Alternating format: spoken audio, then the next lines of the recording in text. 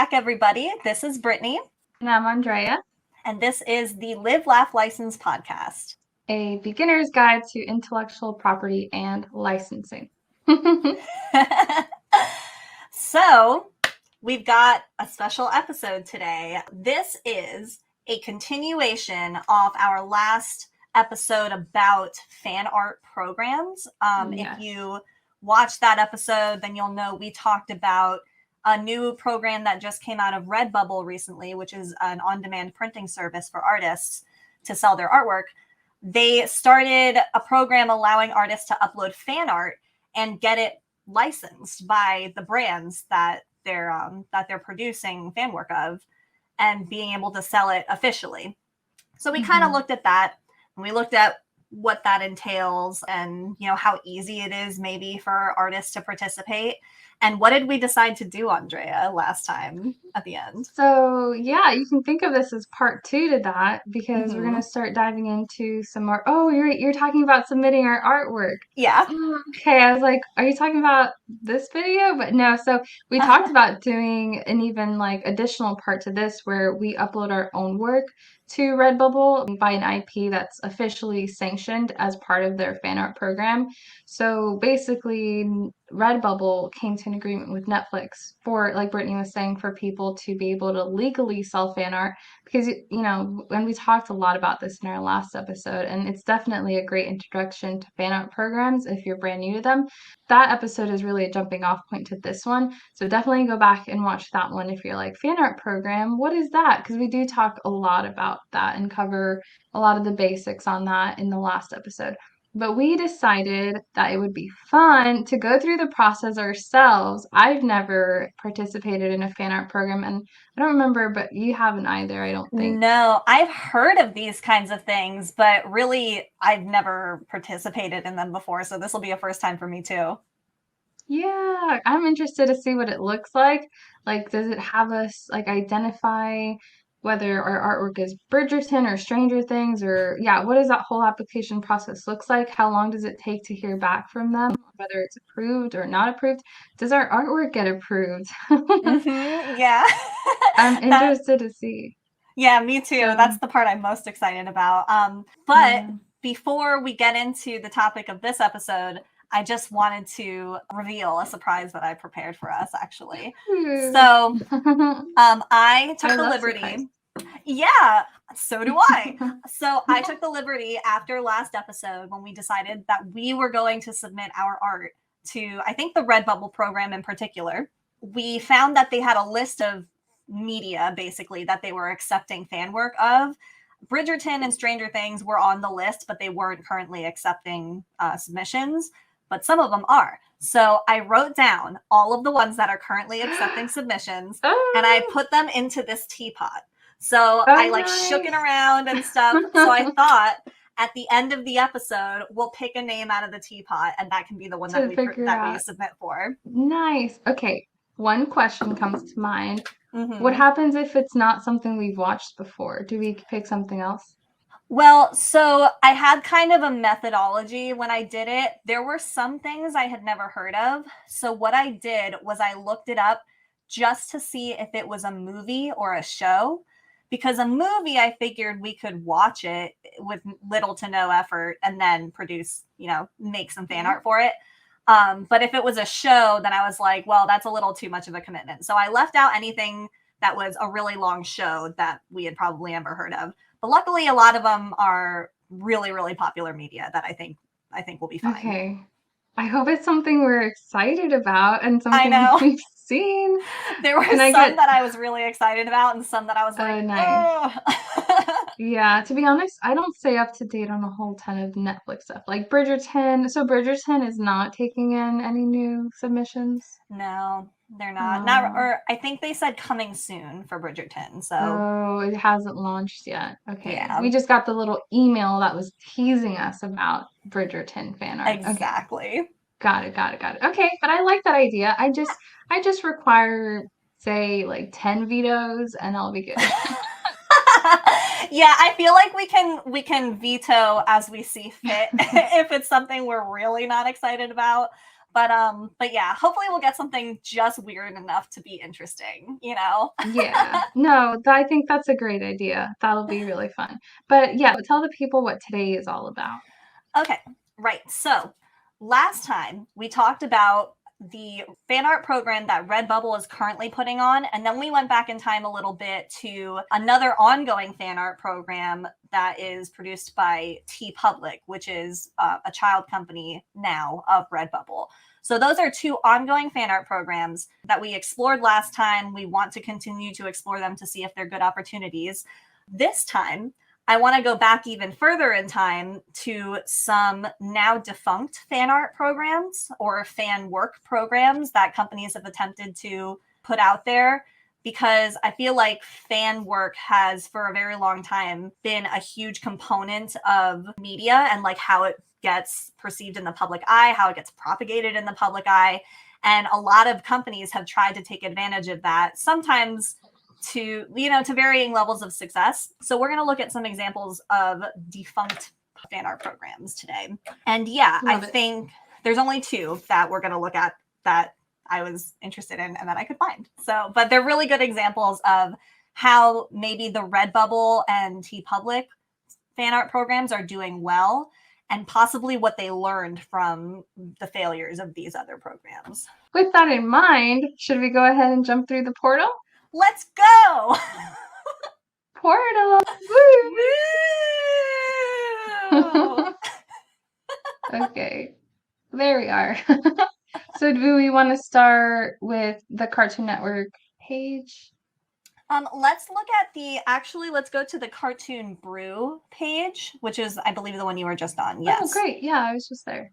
So Okay, and if then for you, those of you listening, if this is Mhm. stuff that you want to see, go ahead and visit us on YouTube, and all of the screen share will be on there. Otherwise, we're just going to be describing what we're seeing. So right now we're on Cartoon Brew, brew as in like coffeebrew.com.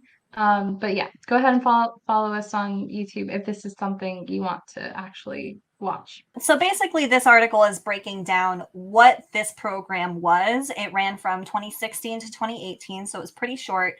And it was an initiative by Cartoon Network to try and get fan art officially approved by the brand and then sold on the Cartoon Network store. It was a section of the Cartoon Network store called the Cartoon Network Collective. And unlike the Redbubble fan art program, which accepts art from anyone who submits and then it's approved by presumably the panel of judges that include representatives from the brand, what this was is Cartoon Network would select 11 artists, you know, professional artists, and commission them to do pieces. And they would sell limited edition fan works from these artists in a kind of gallery exhibition combined with the section on their store. And there were only a certain number of pieces sold. So this was not in the realm of on-demand print where they could print as many as people wanted to buy. This was interesting for a number of reasons, I thought. The idea was that every month, Cartoon Network would select 11 new artists. So they would refresh the artists who were participating in this. It was never disclosed, I don't think, how much these artists were being compensated for their work or for the sales. And it seemed to me that this was not a very sustainable model for a program like this, and possibly not built for longevity. It didn't last. I think that was kind of an interesting proposition from a company on how to run a fan art program, because it felt to me like it was trying to fit a circle within a square a little bit, where it wasn't taking into consideration the actual culture and community of fan communities. It was trying to make the fan art phenomenon fit into a business model that worked for Cartoon Network. And I don't think that was probably built to last for this particular type of engagement with their work. Well, it sounds very selective if they only picked like what was it, 10 or 11 artists. Mm-hmm. So, yeah, I wouldn't even consider it a fan art program. It's just more like them partnering up with individual artists, which we see a lot nowadays. Like we'll see, Disney put out a line of products that they invite a particular, business person, like fashion designer, artist into, and they'll do some kind of collab. So I feel like we still see a lot of stuff like this today, but definitely very different from the case that we were evaluating the last episode that we did on fan art, Hmm. which may or may not be the last episode published, but our last episode discussing that topic. Just really different because it's not open to like the public to submit art, just very different structure. It almost seems like kind of exclusive. Yeah, it does, right? It seems almost like a gallery commissioning artists for an exhibition, which essentially I think is what it was. If you scroll up on the page that you're on, all the way to the top, we can see what the article sort of. Oh, I was in the comment section. Yeah. I thought it was like a forum. Okay. Yeah. I So was like you can reading see. people's comments. Yeah, well, I mean, it was interesting. I was reading them kind of half-heartedly while I was talking because my brain is constantly doing a million different things. But so the title of this article is Cartoon Network has figured out how to make money from fan art, the Cartoon Network Collective. So you can already see they weren't really framing this as like a gallery exhibition, special edition shop thing. They were framing it as a fan art thing. Like they were really trying to push the narrative that this was for fan artists, and it was, I think, a lot more accessible than it probably actually was. I'll read really quick this first paragraph of the article. It says, one of the few areas where animation producers haven't yet figured out how to profit from is fan art, which is all the unofficial artwork made by fans that is shared online or sold as prints at conventions. Cartoon Network today announced a new initiative that makes them the first major company to address the situation. It's just kind of interesting, right? It's the first major company to address the situation, I think is interesting wording. Yeah, 2016 too, so been a while. Yeah, it has been. And if you go over to the Facebook page, this is a Facebook page that is called the Cartoon Network Collective and presumably is the official page for the initiative. I don't know for sure that it is because it doesn't have any sort of blue check mark or anything that And it's got indicates very, it's very few official. followers. Yeah, it's Just 100, 174. 174 followers. Yeah. But it looks like if you see the dates on some of these posts, it looks like they went really, really hard on it for that first year in 2016. And then I don't even know if they continued it after this. I have not been able to find anything about it continuing after that first year. And the website shut down in Hmm. 2018. Mm. Free admission, live draw sessions, trivia, and prizes. That sounds kind of fun. I would have Mm-hmm. gone.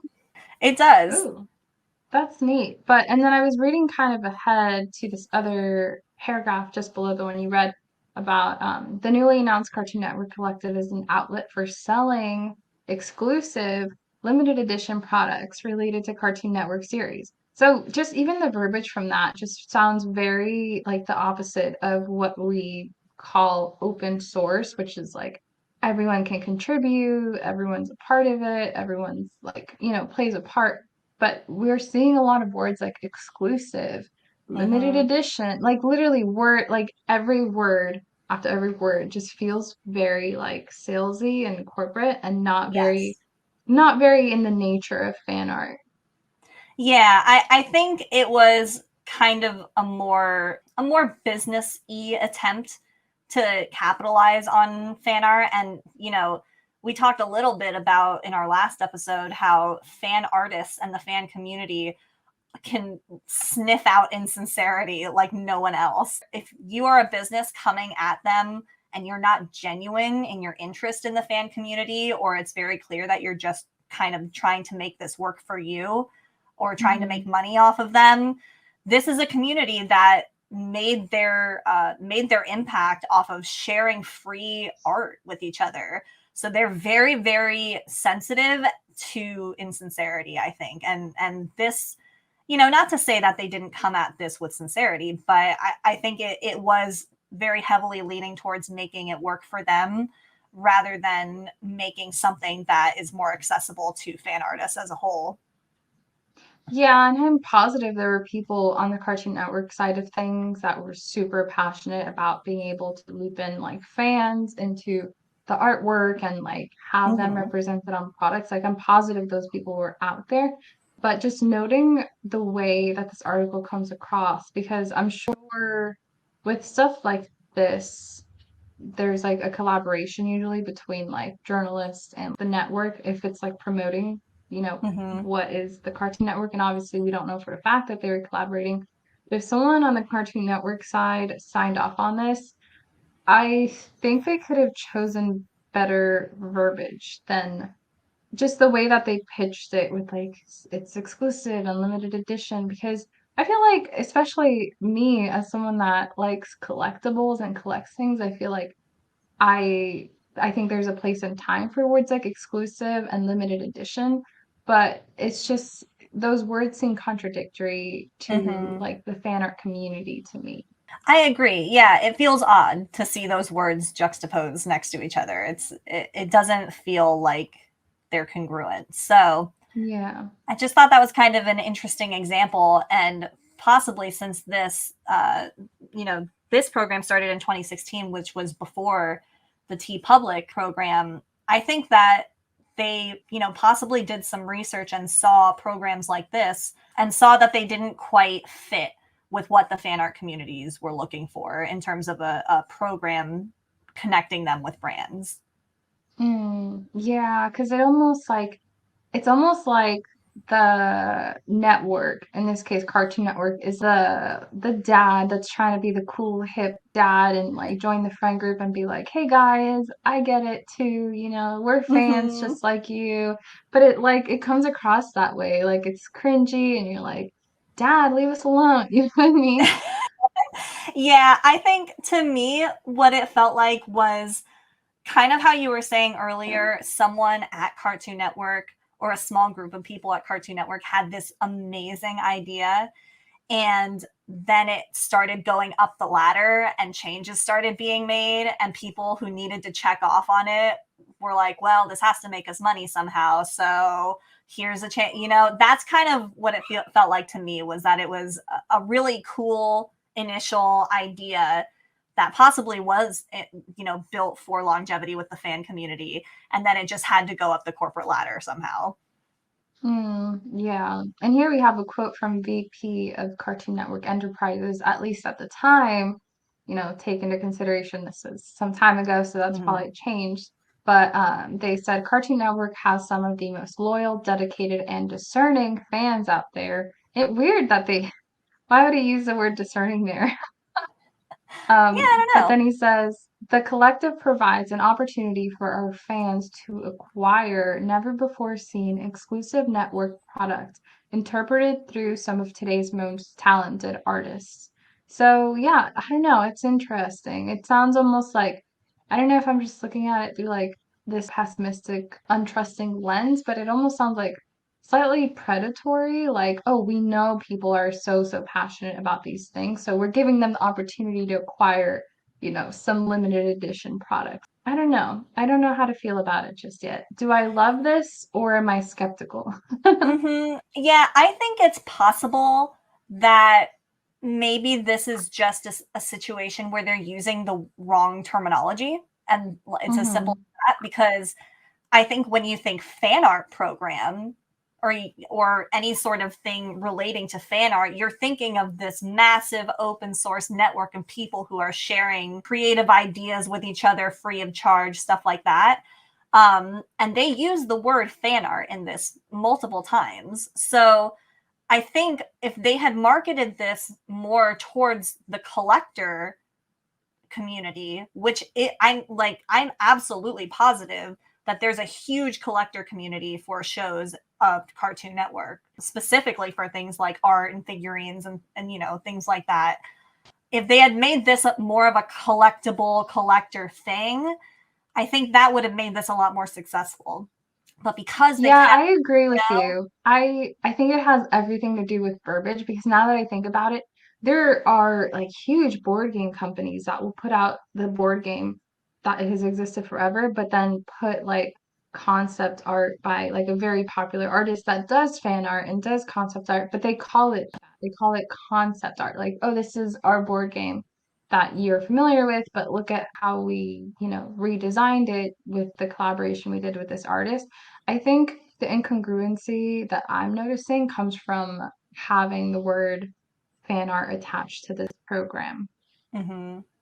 Yeah, I agree. I think it's just possibly just a case of fitting the wrong puzzle piece into the puzzle and trying to make it fit, and it's not going to fit because you use the Yeah. wrong words. It's like completely the wrong puzzle. So that was the first interesting example that I found. The second Yeah. one that I would like to share I kind of is want to jump into the comment section of this, to be honest. I feel like those okay. were really interesting. But also, I Yeah. do want to say, I do read something here that kind of gets Cartoon Network some props in their effort in doing this, because it does talk about including interviews with the featured artists as well as other behind the scenes content. I read that and I'm like, okay, so they actually care about the art and the process and the actual artist. They're not just trying to like take this person's art style and use this person's name, stick it on a product to sell it. So that is a redeeming quality, in my opinion. So I'll give them points Oh for that. yeah. And I will say, from what I saw of this program, it really did not seem like a bad program. Like I thought that this was a really good opportunity for the artists that they chose because they did all sorts of promotional stuff around the specific artists that were participating. And I'm sure those artists got a ton of engagement. I think the incongruency of the exclusivity of it with what we commonly think of as fan art and the fan community, um, I think that is the detriment that we're looking at. It's not. I mean, the artists that were chosen. I think this was a great opportunity for them, but they were chosen. You know, Yeah, for sure. They were the chosen ones. they were the chosen ones. Honestly, I love that you found this article. I feel like there's so many gold nuggets in here. Hmm. I'm just gonna like read through the rest of the articles because I find this fascinating. Okay. So to say, over the last decade, fan art has become an inextricable part of animation fandom, and some of the network's current show creators, like Steven's Universe, Rebecca Sugar, first attracted attention by drawing their own fan art. It's a smart move on Cartoon Network's part to work with their fans to monetize work rather than trying to shut them down for selling artwork of copyrighted characters without permission. It's hard to say in whose favor the program works because little is known about the financial arrangement between Cartoon Network and the artists participating in the collective. For example, are artists being compensated? If so, is the artwork being bought outright or do artists receive a percentage of sales? And of course, the other big question is, are fans willing to pay upwards of $100 for a print of Cartoon Network characters? Time will tell how much control Cartoon Network will be able to take over the work created by its most dedicated fans. So I feel like there's so many interesting questions here, and clearly the program didn't pan out, and maybe we'll never know the exact reasons for that, but Hmm. yeah, it makes you wonder what the arrangement was. So the fact that those questions were kind of, putting into question Cartoon Network's like position in all of this actually makes me think that Cartoon Network did not sanction this article. So I think this might be legitimate journalism. Yeah, it could be. I wasn't, the name of the site is Cartoon Brew, so I didn't know if they were related or what. But yeah, I Yeah, mean, it no, seems it like a seems pretty third party article to me. it does. Yeah, it didn't seem like they were intentionally trying to like cast them in this like super amazing light or like throw shade on them. So it felt pretty unbiased. So I appreciate that. All of their questions in the article were our questions too, so that's a good sign. Yeah, like, oh, yeah, it's interesting. Maybe there's some benefit to companies having some level of transparency about, profit margins and stuff like that. Maybe Hmm. that would help their case, or, maybe it would hurt them. I don't know. Yeah, I mean, I don't think they have to necessarily disclose all of the financials of the program, but what is particularly important in a fan art program is disclosing how much the artists are being compensated for their art, because that is something that the fan community, I believe, is very wary of, is being taken advantage of Yeah, for this for content sure. that they were producing for free just because they love it. Yeah, for sure. Yeah, it's so interesting. Yeah, definitely check out this article, guys, if it's something you want to learn more about. But looking at the comment section here, someone posed a question, is it still quote unquote fan art if it's officially licensed? Which is a valid question. What is your Is it opinion on fan that art? before we go deeper? Oh gosh, I don't know. I would say no. I would say it's not, fan Ooh. art if it's officially licensed. I would say it's officially licensed if it's officially licensed. Because I think of fan art distinctly as being separate from the officially licensed category. What do you Hmm, think? interesting. My first instinct was to say yes, it is still fan art because especially for an animated series, well, for any series really, if it's not being produced by the by the actual artists like creating for the show, then it is inherently a work by somebody outside of that very insular team. So it's a fan, right? I mean, unless they're maybe if they're being commissioned by that team, but I don't know. I For some reason I still consider it fan art. If you're it's all about Mm, intent, I think for me. If you're producing it out of a love for the work rather than rather than for the job that you have of creating for that show or for that piece of media, then I would consider it fan art. okay. So does it have to do with canon? Because say, a show releases an episode, but, some frames or a scene gets totally scrapped and is never Mm-hmm. used again. Is that considered fan art as well? Ooh, well, that's a good question. And that actually reminds me of this artist who I follow on Instagram.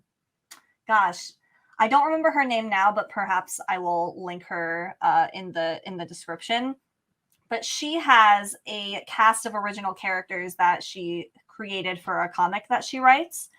And occasionally she'll post, and many artists do this, occasionally she'll post like alternate universe versions of those characters doing other things in another world or, different ships between the different characters. And I consider that her fan art of her own series. So Hmm. I mean that's just my opinion. I think she's creating fan art for her own characters. So it gets a little blurry, I think, in certain scenarios. Yeah, I can see that. Yeah, I can see where I guess it depends on your definition of fan art. But someone did Yeah. respond here. Well, if it's made by a fan of their own will, it's fan art. If you were employed to create the art, then it counts as official art. And then the original poster wrote, I'm saying the artists are being paid for their work by the network. If you made a profession in creating fan art, then it's professional fan art. But when the pay comes from the license holder, the artists may be genuine fans, but the art they produce is officially licensed merchandise. And then Hmm. someone new jumped into the chat and said, it's officially licensed fan art. So someone's kind of like, we can meet in the middle, guys. It's officially licensed fan art. The artists are not commissioned or obligated to Cartoon Network in any way to produce it. I think it's absolutely awesome for companies to create a moderated slash curated outlet like this. Yeah, I there's a feel like that's lot of just Cartoon Network in disguise, like wearing a mustache. yeah, there's so many terms that overlap so closely that can be used in all of these different ways. And it really does just kind of come down to what you think of it as. And I feel like the only scenario where this really matters is like a court scenario. If someone gets Mm, sued, that yeah, is when these definitions all like everyone has to have the same definition. But yeah, this is a more philosophical discussion, I think. for sure. And I think that's always been an intrinsic part of fan art because you could have a character inspired by a fandom, like I feel like a lot of time fan art will or merchandise will use of words like inspired by a certain IP. And I feel like there's a certain gray area where, legally people can get away with that. Like for example, if I make a t-shirt or a scarf and I make it garnet and gold, or if I very intentionally use like the Harry Potter Gryffindor colors and I say, this is a Harry Potter inspired scarf, and I sell it on Etsy, for example, am I infringing Mm. on a Harry Potter copyright because it looks very similar to the one in the film because it's inspired by it? Or I feel like you're right. In a lot of scenarios, the only time you use these terms and have to really think about this hard enough is when you're in court having to make a case for why you are or aren't infringing a copyright. And I think that kind of does go back in a way to the premise of this whole podcast, which is us trying to find the definitions of some of those terms and some of like trying to find where those lines lie, specifically for artists who are trying to get into an industry where licensing is, can be very elusive. So now let's move over. Let's go further back in time, even further than 2016. We're going to hop all the way to, let's see, where should we go? Let's go to the LA Times in 2013, May 22nd of 2013. So this is an article called Amazon Launches Project to Monetize Fan Fiction, Kindle Worlds. If I haven't mentioned it already, Kindle Worlds is not a fan art program, It's a fan fiction program.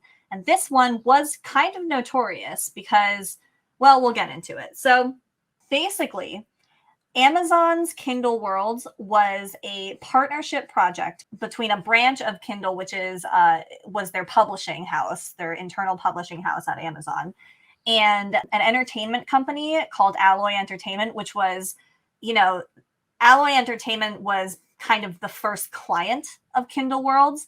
The idea of Kindle Worlds was that they would license certain IPs, so certain shows, certain movies, and people who wrote fan fiction could submit their fan fiction to Kindle Worlds and have it make revenue. And that revenue would split between the fan fiction writer and the original copyright holder of that IP.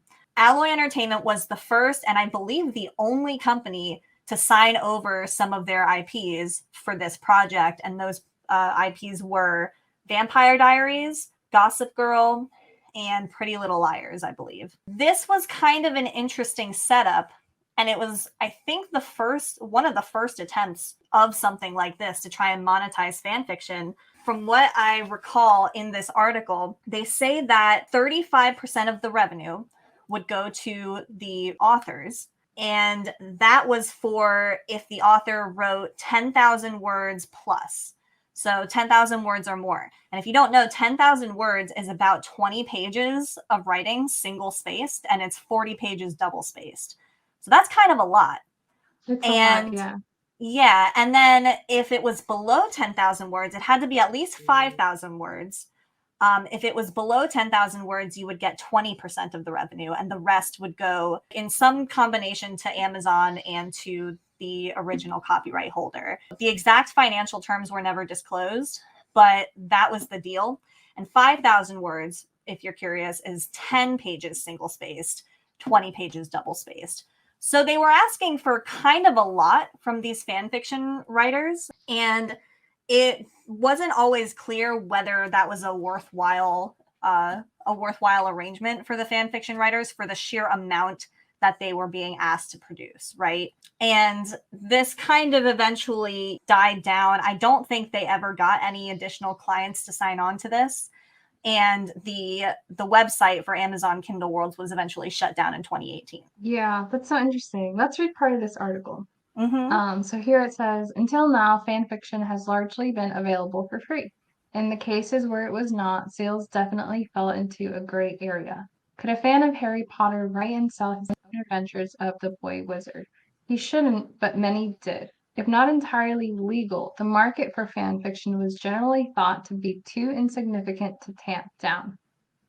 And then it talks about maybe where some of this started, because then came 50 Shades of Grey, which we all know, well, maybe not all of us, but most of Mm-hmm. us, a good number of us know that it's Twilight fan fiction, and was the biggest selling book of 2012 and originated as a work of fan fiction. Yeah, so that was another really interesting part of Kindle Worlds, and I'm glad you brought that up. Kindle Worlds was a direct result of the success of 50 Shades of Grey. Because 50 Shades of Grey, like Andrea said, was originally a fan fiction of Twilight. And it became Mm-hmm. so successful, it did not only did it launch a whole new corporate interest in fan fiction, but it also launched a whole generation of authors who turned their fan fictions into original novels. I think the other big example is Cassandra Clare, who wrote I forget what they're called, but the Shadowhunter books. That was originally a Harry Potter fan fiction. So Hmm. it's a pretty common thing to do now. There's another author who just recently got pretty famous from publishing her Star Wars fan fiction. It was a Kylo Ren Rey fan fiction that she published into a romance novel, and it got huge. And I think there's probably a number of those out there now. But It's a Rilo fan fiction. yeah, yeah. Are you a Hmm. Raylo shipper, Andrea? Um, no, I'm not. Okay. I'm not. I feel like it felt too forced. I don't know, just at Mm-hmm. the end of because I know that's a whole other discussion we won't get into. But to me, by the time it came to episode 9, it just felt like it was being forced on the audience and like this awkward, like weird, like Romeo and Juliet scenario. And I don't know. Mm-hmm. But Yeah, I agree with that assessment. I thought I was a shipper when it was written well, and I was an anti-shipper when it was written bad. mm, I guess fair I'm just a enough. good writing fan. That's all. And there's just a long time where in the trilogy where we didn't know Rey's parentage, so I was like, they might be cousins. I don't know. I feel like Star Wars has done this to us Tea. before with like Mm-hmm. Leia and Luke, and then we Yeah. just all felt super awkward about it. And so now I'm like, wait, they could be doing this again, and they might actually be cousins. We don't know. Now So, you have a you chip know. on your shoulder, and you never know when you're watching a romance timeline or a romance plot. Yeah. They could be cousins. Yeah, like at what point are they going to decide who's like related? Because they have a similar thing with Darth Vader and Luke, where George Lucas hadn't decided they were father and son when he wrote the first one, and then later he's like, "That's his father," because that'll be a great plot twist. But Mm-hmm. anyway, going back to Kindle Worlds, yeah, I feel like this is fascinating. I'm glad that you found a fan fiction component to tie in here. And I feel like there's just so much debate that can be happening here because where do you draw the line between something being fan fiction? Like if I write fan fiction about Harry Potter and just change all the names, is that not considered a new work? Or, like how much do you have to change? Because think of all the fantasy novels that have inspired. I think a lot of people refer to the Dune series as like the pioneer of sci-fi. Mm-hmm. Star Wars was actually largely inspired by Dune because it came later in the timeline. Like George Mm. Lucas was largely inspired by Dune. So can Star Wars be considered fan fiction or fan art or fan film? I think most people would say no. Star Wars is its own IP. Can I ask you to look something up that's not on our docket of things to have pulled up? Sure. Can, What is it? I want to know what the official like Webster dictionary definition of fan art is, and if that gives us any insight into like where that line might be. Sure, let me learn how to spell Webster first, and I'll get back to you. So it's artwork based on popular works of fiction, such as books, movies, etc., that is created by fans. Hmm.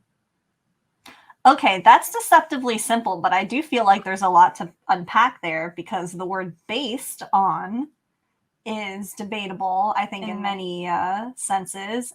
And then it specifies by fans. hmm So, what is a fan? Can a yeah, fan be someone who is paid or employed by the company? Like, I feel like there is a lot here that's up to interpretation. yeah, for sure. And there's no like way to quantify what a fan is. Like, do you have to have watched the movies at least once? Do you just have to have, read the books? It's like how much Mm-hmm. do you have to, you can't prove how much someone is a fan of something. So a fan isn't exactly something that can be determined in like the court of law, like prove that you're a fan, and then we'll determine if this is fan art. So yeah, that is Hmm. interesting. Yeah, and I can't really imagine any scenario where your status as a fan would come up in court as something you'd have to Yeah. prove. But you never know.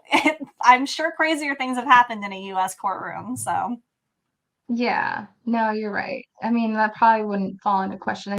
I think what would probably be on the stand isn't whether someone's like a true fan or not, because whether they're a fan or not doesn't change the legality of, producing or selling something that's copyrighted. I think what would be on the stand is the artwork and how mhm, closely it's like representing the original IP.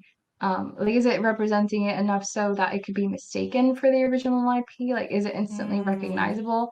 Like, can you sell like a stuffed animal of Pikachu and most people would look at it and see Pikachu, So mhm. yeah, I think that's what would be in question is the artwork itself, and not so much the creator.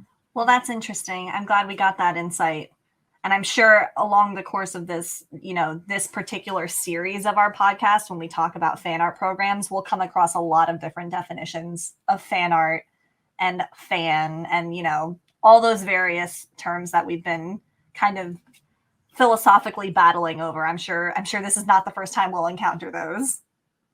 Yeah, and I'm excited to talk to some fan art like people and just because I think we got into talking about this a little bit last time too, but just the all of the Oh yeah. emotions involved in creating fan art and for a lot of people like the love of a fandom or an IP is what starts their entire art career. So they're very Mm-hmm. much intertwined with the fandom because, they wouldn't be an artist if it wasn't for that particular IP.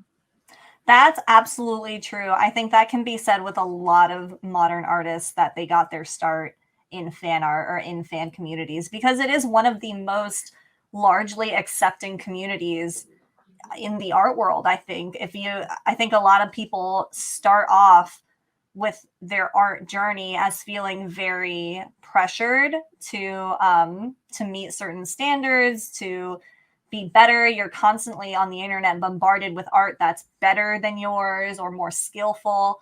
And I think in fan communities, that's not really seen as important, I think, as in just the fine art community as a whole. I think it's you're much more likely to be celebrated and accepted by people who are fans of the same franchise as you are. Yeah, exactly. Like you're more likely to get a lot more praise than if you present like original artwork because you have like a standard that you're trying to reach. Like, does this character look like the character that I'm representing in a new and interesting way that people are going to be pleased with? Because you can tell if fan art is good or bad based on like, that doesn't look like Ash Ketchum, or that's a really cool drawing of Ash Ketchum. There's Mm-hmm. there's almost like a pass fail metric. Whereas, original art, people can be a lot more subjective whether they personally like it or not. But with fan art, there is like a standard of what you're trying to reach or what your art should look like. Yeah, and I will say that in my personal experience in fan communities with fan art, that your skill level actually doesn't even really matter that much. Even if you're just starting out, you are very likely to have a group of very supportive fans simply because you have that same foundation of a shared thing that you like together. So if I'm scrolling through Tumblr and I see a Pokemon fan art that, is clearly by someone very young who maybe hasn't been exposed to the skills yet that will transform their art later on, I'm still excited to see Pikachu. I'm still going to leave a comment that's like, hey, this is great, because as a fan, it made me happy. So for that reason, I think there's a completely different perspective shift in fan art communities that some of these corporations have in the past really struggled to tap into because it's directly contradictory to their business models. So it's interesting stuff. Yeah, it is. And I am interested to see how like just the legality and, the extent to which different companies are participating changes over the next few years because I feel like a lot of fan art laws and copyright laws, I think, will probably more or less stay the same. But when it comes to fan art, I think some things will like regulations will loosen up. At least that's my prediction. I could be totally wrong. But I Hmm. think because we have the internet now and everyone lives online and it's a lot harder to control and regulate. I feel like a lot of the current rules we have are based off of like the 90s, when you and I grew up. I don't know. I'm interested to see how things change now that, the internet has a complete grasp on society. Yeah, I agree. I So, am interested to talk to people from all levels of involvement, and all time eras of involvement with the fan community. yeah. And I think in a lot of ways, the internet, kind of like with YouTube and podcasts, has brought like entertainment down, like made it accessible for a lot of people to enter the market. So how does Hmm. that affect fan art? Is fan art going to follow suit with, being more accessible in terms of companies like allowing people to participate and to what extent? And yeah, so it is all very interesting. So, in regards to today's episode, which was part two to our fan art program episode, did we want to cover anything else? I think that's all I had to cover today. For me, was kind of a hop back in time on fan art programs to look at some previous examples of attempts that have been made in this kind of thing. But I think in the future, if you guys listening and or watching have heard of any fan art programs in the past that you'd like us to cover, or current ones that you'd like us to cover, we're happy to do a research and cover it. So you can drop those in the comments or send us a message. And yeah, that was all I had for today. Just a little look at the past. I loved it. I wasn't expecting it to be so different from Redbubble's fan art program. You can just see how things have changed since like 2013/2016 in terms of the verbiage. Because with Redbubble's fan art program, I think they put a lot of emphasis on it sounding very welcoming. Like, hey, Mm-hmm. we see you, your art's awesome, we appreciate you, and like, be patient with us if it takes a while to hear back from us. Whereas with Cartoon Network, and I think it has to do with where the internet was at the time, where Mm-hmm. it wasn't quite so decentralized, it did feel a lot more like, here's this exclusive club and like check out the artists that we've selected, like handpicked ourselves, so it still feels very highly curated. So Mm-hmm. yeah, it was interesting to me to see how different these two kinds of programs are. Yeah, I will say, out of the four examples that we've covered so far, Redbubble and TeePublic's sort of shared model seems like the best suited for this type of project to me. I think. I mean, I'm really optimistic with how it's looking. Yeah, and I'm excited to enter the fan art program, see what happens. That's an excellent segue, Andrea. Are you ready for Yeah, the mystery I'm teapot? ready. Yeah, Okay. I'm excited to see what we have to draw. Yeah, I'm excited too. Kind of nervous. Be good to us, teapot. Come on, teapot, give us something good. All right, we are retaining veto power though, right? I think if we Wait, so just mutually as a agree. preface, Uh-huh. yes, as a preface, these are all Netflix IPs, or are they varied? No, they're not. Okay. Some of them are CBS, I believe. Um, there were a few brand partnerships that Redbubble had going into this. I think Netflix is the newest one. So some of the stuff that we said in our Okay. last episode about like them waiting on being, I think I had a thesis that they were waiting on a really big deal with a certain brand to launch this program. I don't think that's actually true, because it seemed like they had quite a few partnerships. So Okay. We just might a end up small drawing correction. Blue's Clues. We'll see. Oh, okay. All right. Who did we get? I don't know. Give us something good. All right, ready? Ooh, this could be interesting. Jurassic What is it? World. Ooh, I actually You like that one. you want to do Jurassic World? Yeah, let's do it. All right, Jurassic World fan art it is. That's what we'll be submitting for at Redbubble, and we will take you with us on that journey. We should, what we should do? Hmm. Maybe before we submit, we can like peruse Redbubble and see what's on there for Jurassic World already. Okay. Yeah. Well, I'm sure Yeah. what we read last time in the Redbubble guidelines for the project is that each brand has its own guidelines for what you have to do. You guys will just have to wait to see what Jurassic World wants from us. Yeah, no, I think it'll be super fascinating for you guys to like get to like see what the whole process is from like reading the guidelines to like being like, okay, this is what's on here already. I actually need to go and watch Jurassic World as well because I've seen Jurassic Park. I have not seen Jurassic World, so None of them? None of the ones with Chris Pratt? are they all Jurassic World Yeah, or just the most recent one? Oh, that's okay. the new series is I did Jurassic see World. those. Yeah, with Okay. Blue, the Velociraptor, and I just didn't see the most recent one. So okay, I guess we're Gotcha.